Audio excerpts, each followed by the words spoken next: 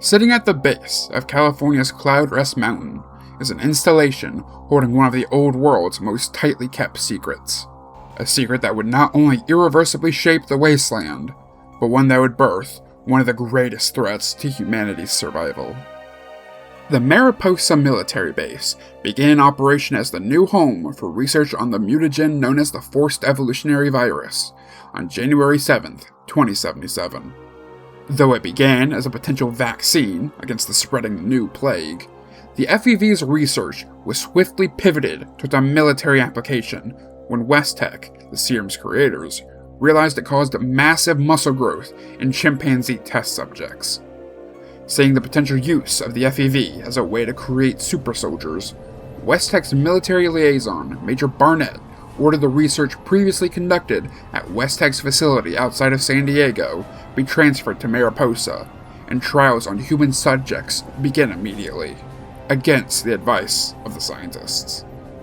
As Barnett ordered, the research was moved to Mariposa, and human trials began under the supervision of Drs. Robert Anderson and Leon von Felden. To safeguard the top-secret research from possible Chinese infiltrators, a garrison of soldiers, commanded by Colonel Robert Spindell, were placed on the base. Even the families of the soldiers were moved onto the facility's surrounding grounds in order to make sure the soldiers were always close by. For 10 months, the soldiers dutifully guarded the base, unaware that underneath them, the scientists they had sworn to protect were experimenting on their fellow countrymen, turning them into horrible monsters. This would change on October 10th, 2077. All hell broke loose when we finally discovered what those scientist bastards were up to. The colonel has locked himself in his office and seems to be having some sort of breakdown. The men are screaming for blood. They're looking to me for answers, and I'm not sure what to do. Someone has to do something, though, before this place sinks into an anarchistic bloodbath. Somehow, the secret got out, and the base was subsequently thrown into chaos. The reality of the situation would break Colonel Spindell, making him unable to command his troops, leaving command to his second, Captain Roger Maxson. Aye, Roger Maxson. Captain, serial number 072389, have started this log because it doesn't look good for any of us. And I'd like for people to know what really happened here. Every time we get a report from higher up, things get worse here. The war is going in a very bad direction, and this place is about to go into full mutiny with all the chaos that entails. I stopped one of the men from executing a scientist today and demanded that we interrogate them to find out what their orders were. The interrogations began the next day, with Chief Scientist Robert Anderson being grilled by Maxson. Anderson repeated over and over that he was simply following orders given to him by the government. Enraged by this excuse, Maxson executed the scientist. I tell myself it was to keep him from causing a full mutiny among the men. But I'm not so sure. By killing the egghead, I seem to have confirmed my position as leader of the men. They follow me without question now. The interrogations invariably end up being executions. Shellman held out the longest. As the extent of the experiments were revealed to the soldiers, Maxson realized that he had been betrayed by his commanding officers. America's leaders had abused not only his, but every American's love for their country in order to commit some of the most inhumane acts imaginable. With the knowledge he now had, Maxson could no longer support the nation he had sworn an oath to protect, and declared him and his soldiers as independent from the Union. For days, Maxson and his soldiers were on high alert, ready for the full might of the US military to come down on them now that they had seceded. Only for nothing to happen. What the hell is going on? We declare ourselves to be in full desertion from the army and no longer under the government's command? And what happens? Nothing. Something bad is coming down. The next day, they got their answer. I can't believe those bastards finally did it. Damn them all to hell.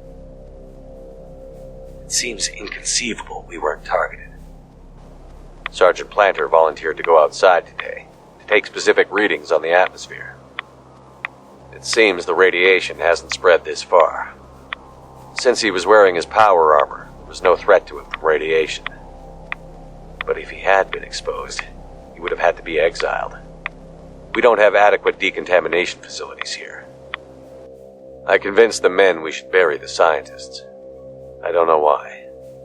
Perhaps it was to ease my conscience. I finally started to believe their stories. The last one was dying.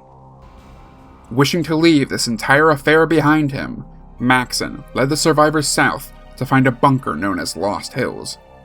Some of the soldiers amongst him would break from Maxson's group, heading even further south, attempting to reach West Tech's San Diego facility to learn more about what had happened at Mariposa. This group was never heard from again. Upon arriving at Lost Hills, Maxson had a single thing at the front of his mind. An abuse of science of this magnitude could never happen again. With the support of Lieutenant Elizabeth Taggarty and her group of Army Rangers in Appalachia, another place where FEV was tested on civilians, Maxson discarded the failed state that was America and reformed his troops into an order that would protect the world from abuses of technology just like this. They became a brotherhood of steel. For decades, Mariposa would sit abandoned, slowly falling into disrepair, allowing creatures of the wasteland to wander inside. Eventually, some of these animals would be inadvertently exposed to the FEV, growing to sizes never before seen by humans. When these mutants found their way out of Mariposa, they would inevitably attack human settlements and caravans. The post-war city known as the Hub, New California's foremost trading center, was the most affected by the mutant attacks. As a city built on trade, missing or destroyed caravans were not only bad for business, but threatened the city's entire existence. Tired of his business being hampered by these strange creatures, a trader known as Harold made it his mission to discover the source of the mutants. Accompanying a doctor known as Richard Gray and a team of hired guns, this small expedition left the Hub on May 22, 2102. On June 23rd, thanks to Richard's excellent intellect, the group discovered Mariposa and deduced that it was the source of the mutants. When they entered the facility, however, they were immediately attacked by the base's robot security. One of the expedition members, Francine, would be killed by the robots.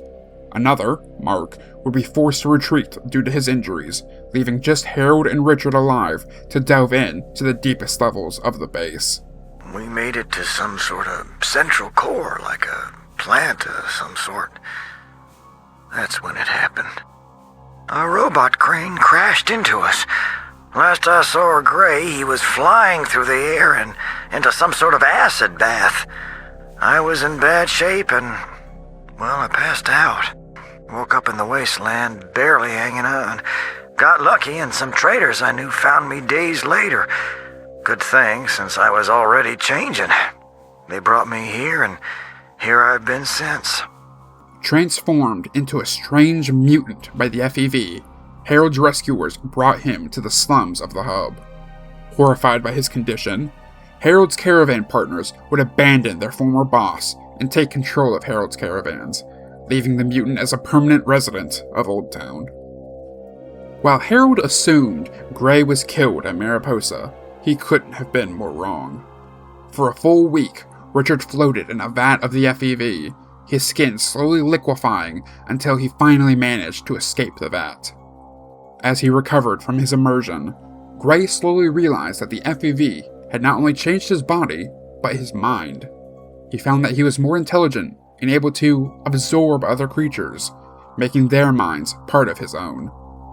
Wishing to further understand this strange mutagen, Gray began dipping animals into the FEV.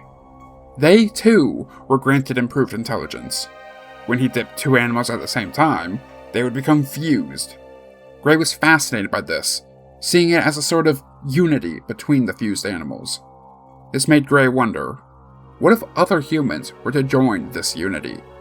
Humanity has been forever divided by differences, so what if there were no differences? In the months that followed, Gray would continue to experiment with the FEV. His changing body would allow him to connect his mind directly into the base's computer system, gaining all of the pre-war research into the FEV. Soon, wanderers would find their way to Mariposa, and after consuming one of them, Gray would move from experimenting on animals to experimenting on people.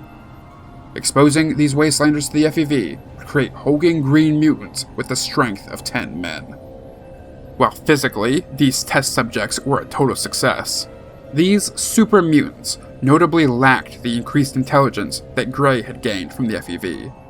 In fact, these mutants were noticeably dumber than they had been before their mutation. It wasn't long before Gray would discover the deciding factor, though: radiation.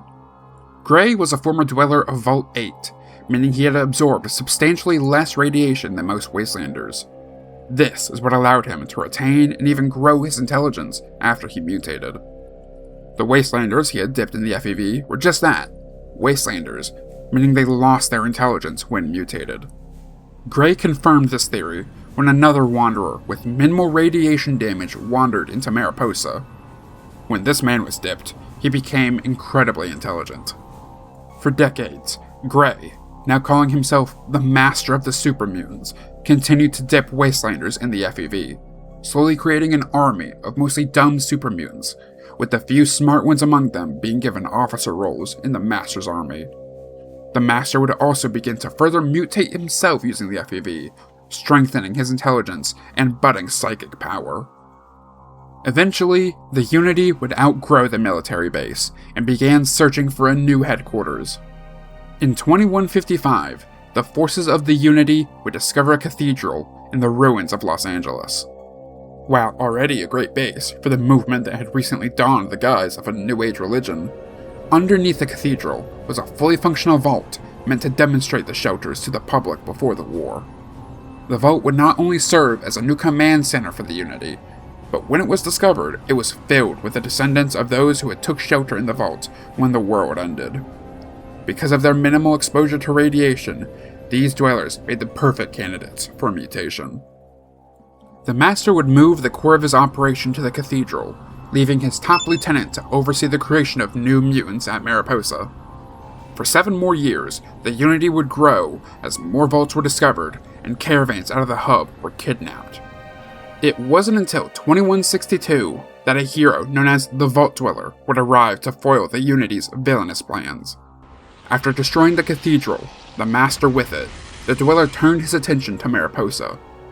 Aided by the Brotherhood of Steel, the group that saw the core of their identity birthed at the base, the Dweller launched an assault on Mariposa, slowly working his way to the bottom of the base, defeating the Master's lieutenant in the process.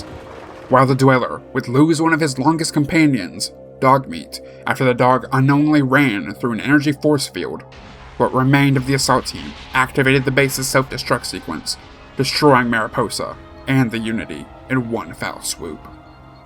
For decades, Mariposa would sit in ruin, whatever remained of the FEV buried deep underground, until July 20th, 2236, when the base was discovered by the Enclave, the remnants of the United States government.